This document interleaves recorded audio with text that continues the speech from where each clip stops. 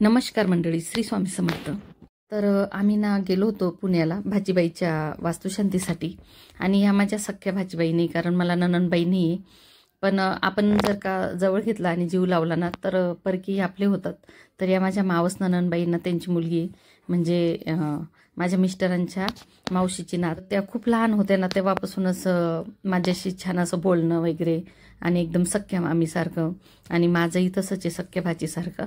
तर आमच्यात कधी वाटलंच नाही की आम्ही लांबचे आहोत, सख्याच मामी आणि भाचीसारखंच राहतो.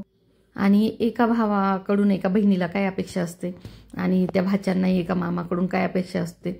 पण ते एवढं जिव्हाळ्याचं नातं असतं ना, मामा आणि मामाचं गाव आणि माहेर एका बहिणीसाठी. तर तुम्ही काही नाही घेतलं तरी चालेल, पण 2 शब्द गोडाने बोलले, 2 दिवस माहेरी बोलवलं, किंवा भाच्यांना तुम्ही मामाच्या गावाला बोलवलं, तर ते खूप आनंदी होतात. तुम्हाला काय वाटतं कमेंट्समध्ये नक्की टाका, लाईक करा आणि सबस्क्राईब नक्की करून घ्या.